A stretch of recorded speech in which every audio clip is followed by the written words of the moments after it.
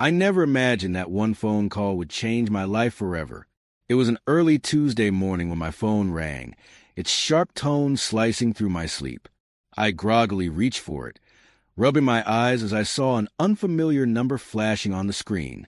"Hello," I mumbled. A familiar but urgent voice responded. "Alex, it's Mrs. Thompson. You need to come down here right now. They're building houses on your land." I sat up instantly, my heart pounding. What? Who's building what? The Sunny Pines Homeowners Association. They've brought in bulldozers. Alex, they're tearing up your grandfather's farmland. A wave of confusion crashed over me. My grandfather, Joe Miller, had passed away 6 months ago, leaving me his 200-acre farm just outside Meadow Creek. He had always cherished that land.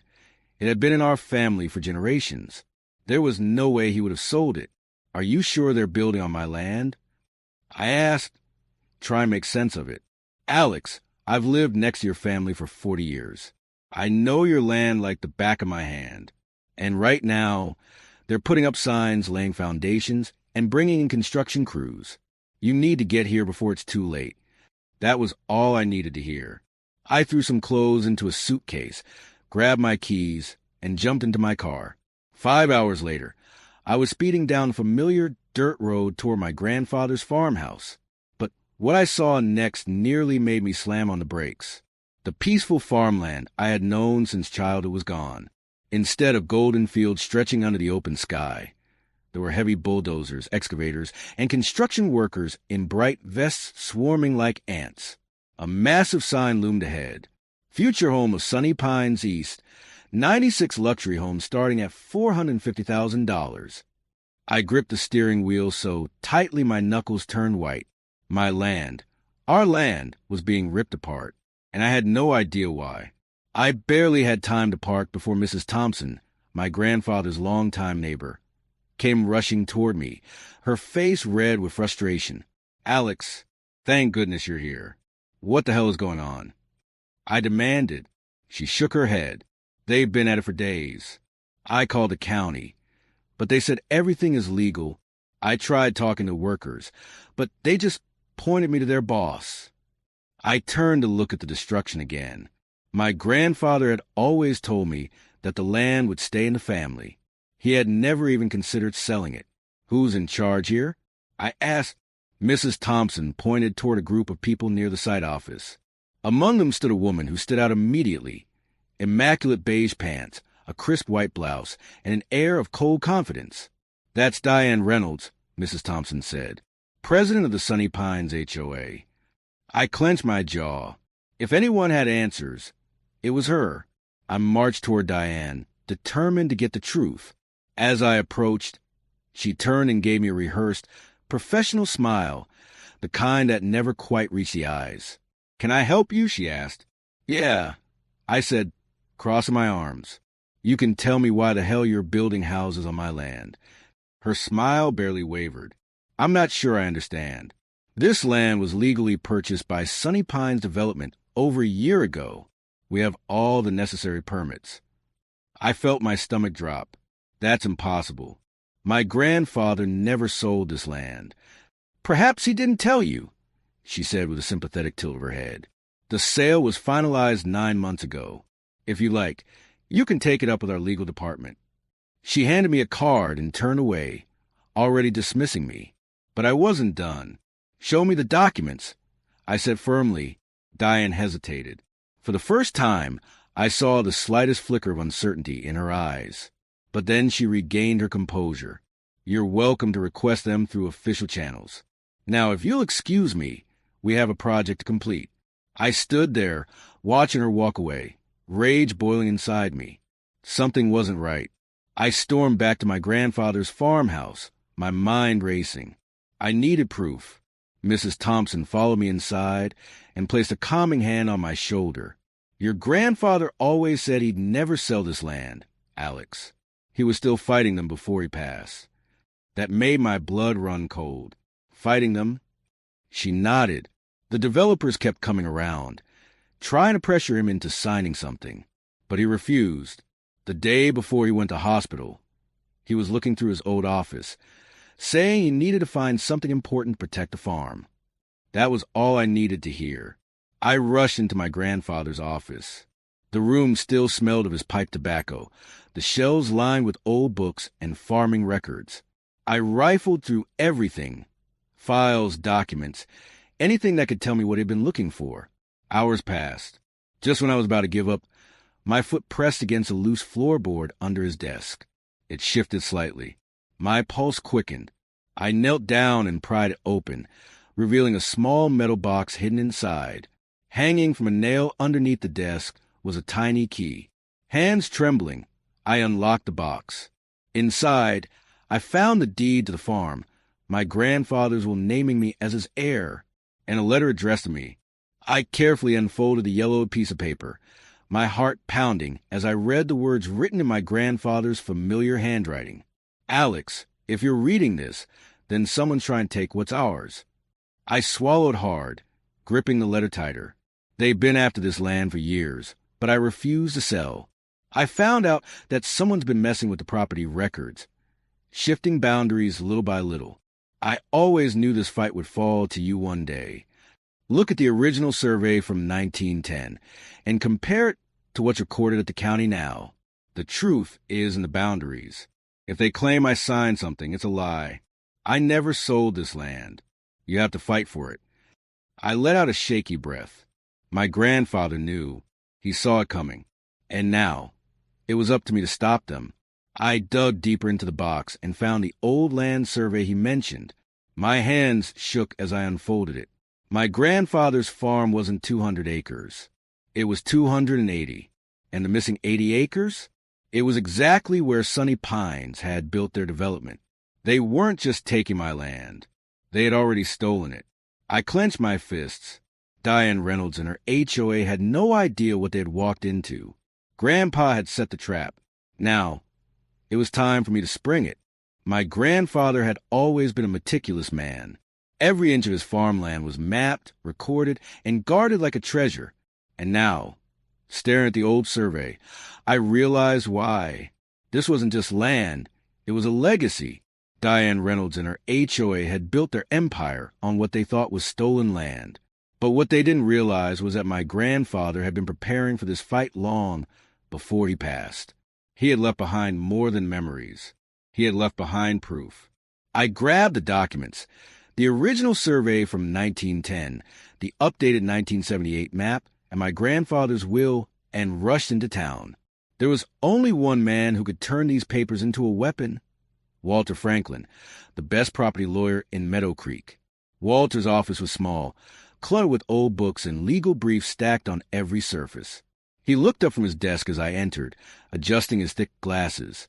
"Alex Morgan," he said, recognized me immediately. "Joe's grandson. I was wondering when you'd show up." I didn't waste time. I spread the documents across his desk. "I need to know if I have a case," I said. "Sunny Pines HOA is building on my land, but these surveys prove that my grandfather never sold it. And look at this. Somehow, the county records changed over the years. The property lines shifted, cutting off nearly 80 acres from our land." Walter picked up the surveys, his sharp eyes scanning every detail. With each passing second, his eyebrows inched higher. Then he let out a low whistle. "Well, I'll be damned," he muttered. "Alex, this isn't just a case. This is fraud." My heart pounded. "So I can stop them?" "You can do more than that," he said, pulling out his phone. "We're going to file an emergency injunction to halt construction. If we can prove your grandfather's records are accurate, Sunny Pines just built their homes on land that doesn't belong to them." I felt a surge of hope for the first time. My grandfather had set a trap, and Diane Reynolds had walked straight into it. Walter wasted no time. Within hours, we were sitting in the county records office, where a bored-looking clerk sifted through old files. "You're saying there was a boundary change?" she asked, yawning. "Not just a change," Walter said firmly. "A deliberate alteration." She raised an eyebrow but continued her search. Then suddenly, her fingers froze on the keyboard. "Well, this is strange," she murmured. I leaned in. "What is it?" She turned the screen toward us. There was an adjustment recorded in 1984, just a 10-foot easement for utilities. But then, in 1997, a much larger shift appears.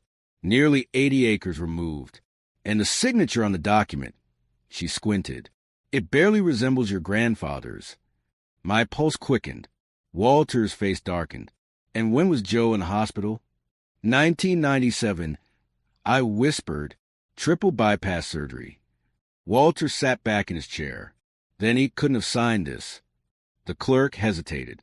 If this was change under false pretenses, it would be considered fraud. But proving it after all these years, I met Walter's gaze. We need to find out who authorized this change. The clerk sighed but continued searching. Then she stopped again. Oh, she said softly. What? Walter asked. She turned the screen to us once more.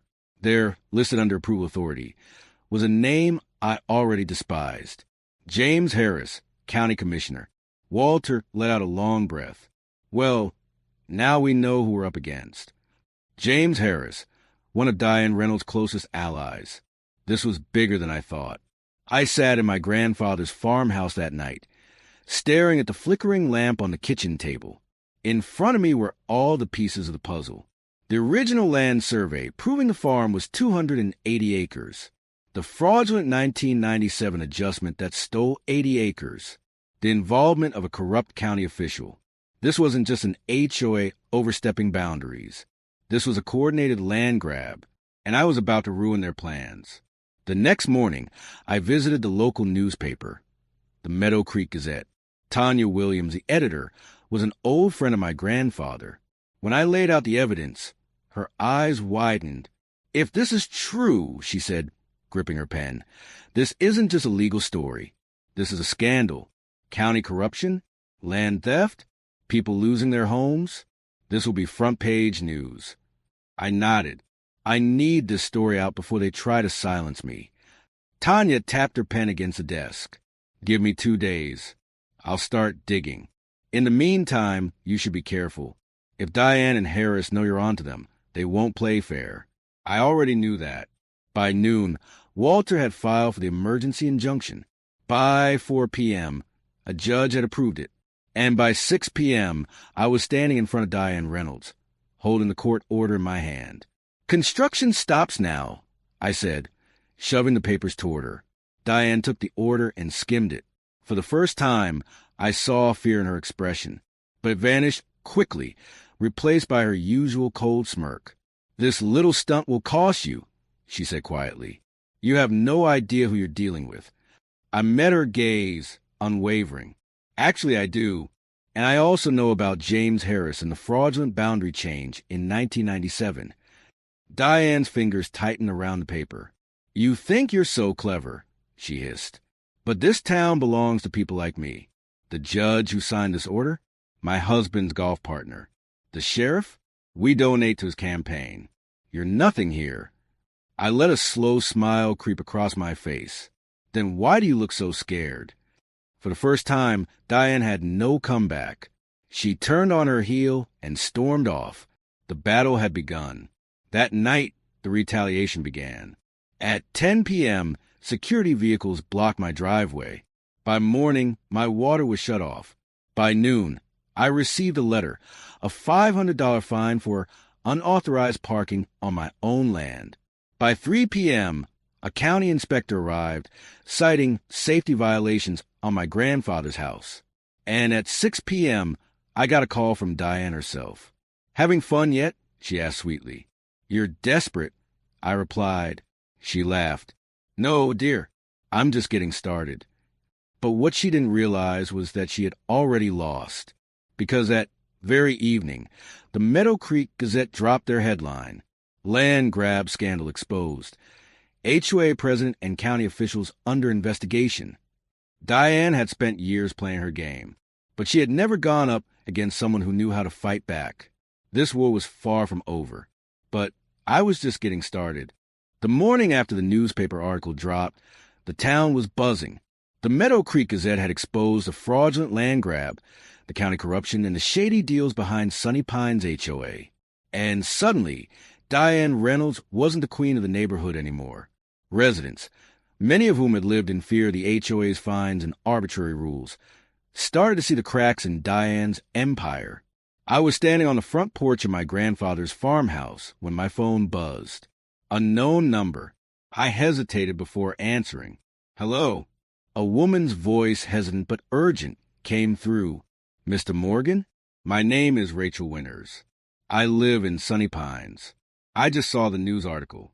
I think I made a mistake. I sat up straighter. What kind of mistake? I bought one of the new lots in Sunny Pines East, she admitted. I used my entire life savings for the down payment. But now I'm hearing that the land isn't even legally theirs. What happens to me? What happens to my home? Her voice cracked at the end, and I felt a pang of sympathy. Rachel, I said firmly, I promise you, I'm not trying to take homes away from innocent people. I just want to fix the corruption behind all of this. She exhaled. Then I want to help, and I know others will too. You're not the only one who's been hurt by this HOA. By that evening, I had more than a dozen calls from Sunny Pines residents. They all had the same story. Excessive fines, arbitrary rules, forced sales, and a community controlled by fear. Diane Reynolds had spent years ruling through intimidation. But now, her own residents were turning against her. That night, a car pulled up outside my farmhouse. It was late, well past midnight, and I stepped onto the porch, wary. A man stepped out of the driver's seat, looking over his shoulder like he was afraid of being followed. I recognized him instantly. Gerald Fisher, the HOA's treasurer. I crossed my arms. You sure you're knocking on the right door? He gave a humorless laugh. Trust me, I never thought I'd be here either. I studied him. Why now? Gerald sighed and ran a hand through his thinning hair. Because I've been keeping the HOA's books for 7 years, and I know exactly where all the missing money has gone. I tensed. Missing money? He nodded and reached into his pocket, pulling out a flash drive. Diane and her inner circle have been stealing from the community for years. Overpriced maintenance contracts, fake emergency fees, HOA dues funneled into personal bank accounts. It's all here, proof of everything. I took the flash drive, feeling the weight of it in my palm. Why are you telling me this? Gerald exhaled. Because I'm tired of being part of something corrupt. And because after your injunction, Diane's been panicking. She's getting desperate. If you're going to take her down, it has to be now. I looked down at the flash drive. This was the smoking gun I had been waiting for. Diane Reynolds thought she could bury the truth. But now, I was about to bury her. The next morning, I called an emergency meeting at the Sunny Pines Community Center. Diane tried to stop me. She sent an HOA security guard to block the entrance. He handed me a letter. Ms. Reynolds has revoked your right to hold a gathering on Sunny Pines property. I smirked. Actually, this building is sitting on my land, so get out of my way. I pushed past him and walked inside, and to my surprise, more than 100 people were already there. I stepped onto the small stage and faced the crowd. Some of you might know me. I began. Some of you might not. But here's what I do know. All of you have been mistreated by the HOA, and it's time to fight back. The room murmured. Some people exchanged nervous glances. Others crossed their arms, skeptical. I lifted the original land surveys above my head. This is my grandfather's land. Diane Reynolds built this community on stolen property, and I can prove it. I pulled up a map on the projector behind me. 20 homes, including Diane's own house, are sitting on my family's farmland. Gasps, then angry whispers. And that's not all. I plugged Gerald's flash drive into the laptop. The projector switched to a spreadsheet. This, I said, pointing to the numbers, is where your HOA dues have been going. Fake fees, illegal contracts, HOA board members paying themselves while you struggle to afford their ridiculous fines. A woman in the front row stood. So what do? I took a deep breath. We fight. We form our own Homeowners Association, one that actually protects the community instead of stealing from it. One where you, not Diane Reynolds, have the power. For a moment, silence. Then, applause, shouts of agreement. People stood up. The movement had begun. And Diane Reynolds? She had no idea what was coming. Diane showed up right as the meeting ended. She stormed inside, her face twisted in fury. "Everyone out," she snapped. "This is an unauthorized gathering. This meeting is over." But this time, no one listened. Instead, a man in the back, one of the original homeowners, stood up. "Why, Diane?" "Afraid of what we might find out." Murmurs of agreement rippled through the crowd. Diane's eyes flickered with panic, but she squared her shoulders. "This community has rules," she spat, "and I enforce them." I stepped forward. "Not anymore." I lifted a single document. "This is a legal petition. More than 80 families have signed to remove you from power. Effective immediately, you are no longer HOA president." Diane turned white. You can't do that." But then another voice spoke. Gerald Fisher. "Oh, yes, we can," he said. "And we just did." The crowd erupted into cheers. Diane opened her mouth, ready to argue, to fight, to threaten, but she had lost. And she knew it. As the meeting ended, I called Walter Franklin. "Meet me at Diane's house," I said. "Now." Half an hour later, we stood on her perfectly manicured front lawn as she arrived home. "What the hell are you doing here?" she demanded. I handed her the final document. "This," I said, "is the legal property survey. Turns out, Diane, your house, the one you've been ruling this HOA from, it's built entirely on my land." Silence. Then gasps from the small crowd of neighbors who had followed us. Diane's lips parted, her face pale. "You're lying." Walter shook his head. "No," which means technically, Alex owns your house. Diane staggered backward. I folded my arms. "Now, Diane," I said, smirking, "I hear you like issuing eviction notices. How does it feel to be on the other side?" For the first time in her life, Diane Reynolds had no power. The war was over, and I had won. Diane Reynolds had spent years ruling Sunny Pines with an iron fist, manipulating homeowners, finding them into submission, and building an empire on stolen land. But now, she was standing in the middle of her perfectly manicured lawn, holding a legal notice that confirmed the unthinkable. Her house wasn't even hers. The crowd around us grew as more homeowners stepped out of their houses, whispering to each other. Some were stunned. Others looked satisfied, as if they had been waiting for this moment for years. "Diane, is it true?" Someone called out. "Did you really steal from us?" Another voice asked. Diane turned to the crowd, her face pale but defiant. "This is ridiculous," she snapped, her voice shaking. "This is a trick, some loophole they're trying to use to steal from me." But no one believed her anymore. Gerald Fisher, the HOA treasurer who had once been Diane's ally, stepped forward. He pulled out a folder, the very financial records he had secretly given me. "She's lying," he said firmly. "I've seen the books. Diane has been stealing from us for years. Fake fees, illegal contracts, using HOA money for herself and her friends. And now we have proof." The homeowners erupted in outrage. Diane's hands tightened into fists. "You don't understand how things work in this town," she hissed. "You think you've won, Alex? You have no idea who you're messing with." I stepped closer, keeping my voice calm. "Actually, Diane, I do, and so does everyone else now." At that moment, the police arrived. And they weren't there for me. They were there for her. 2 uniformed officers stepped out of their squad car. "Diane Reynolds?" one of them asked.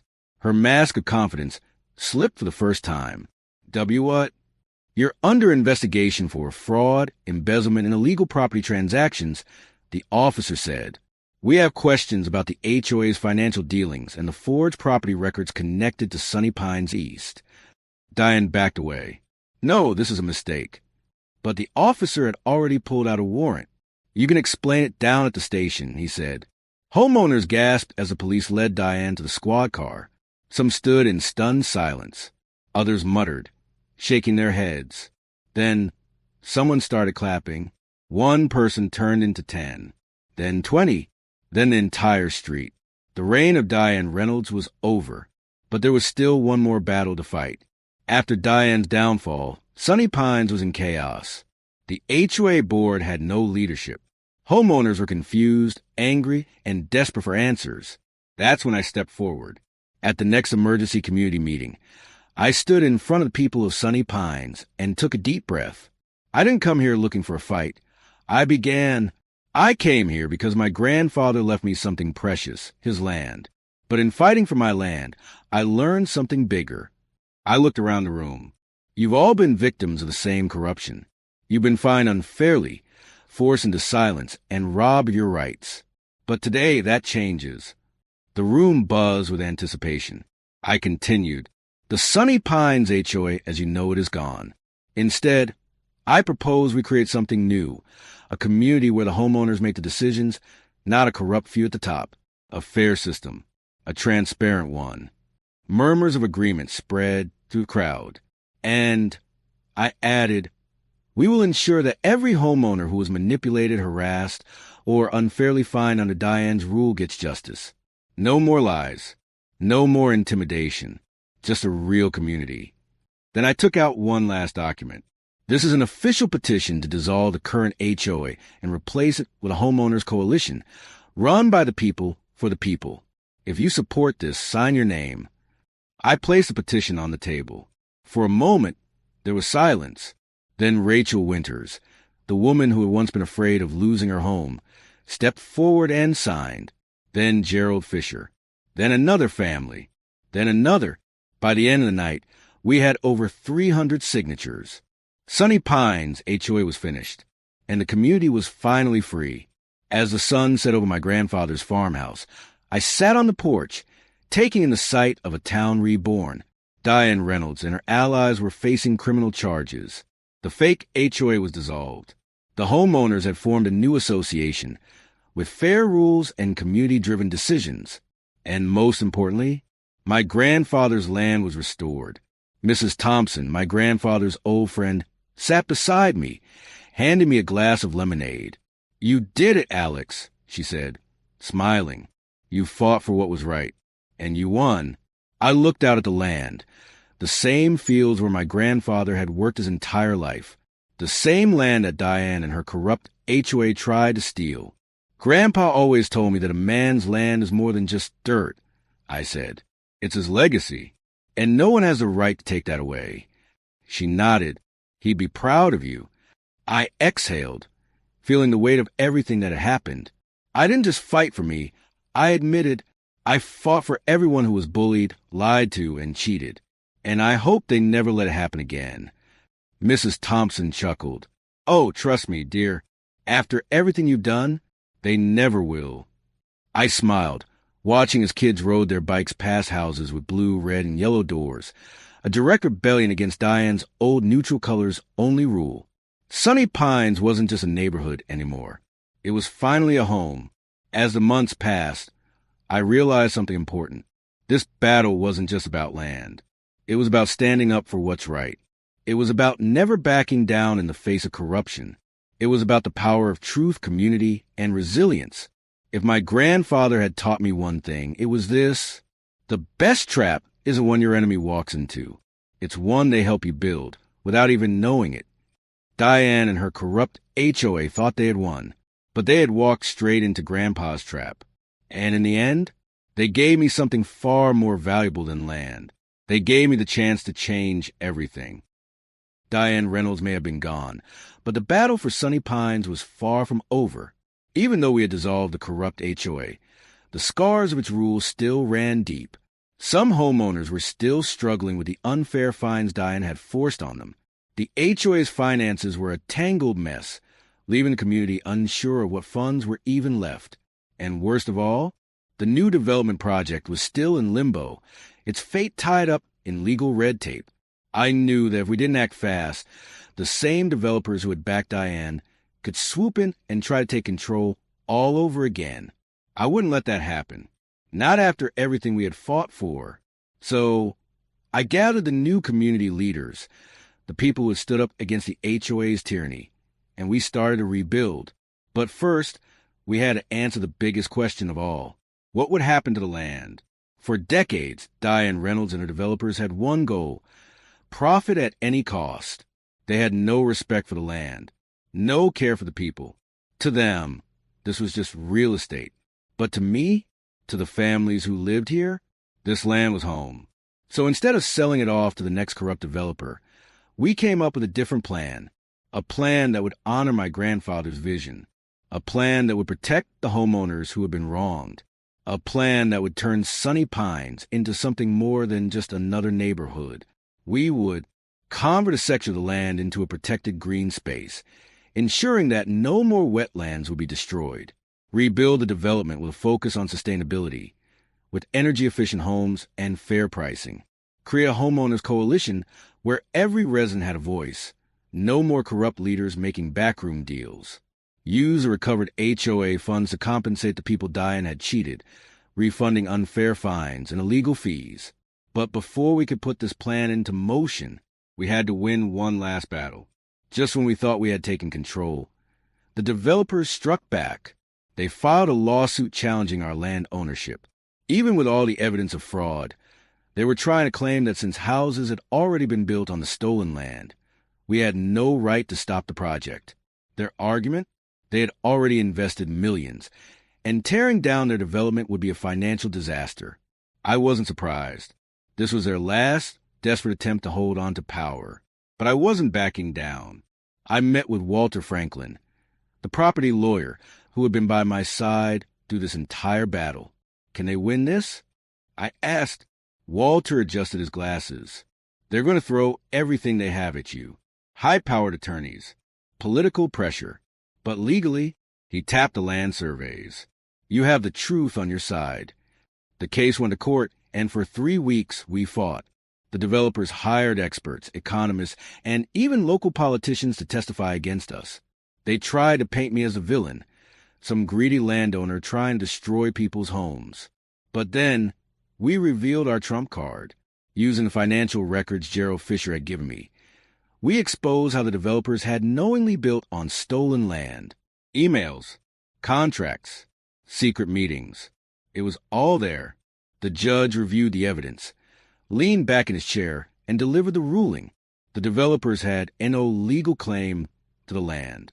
The court upheld my grandfather's original boundaries. The stolen land was ours once again.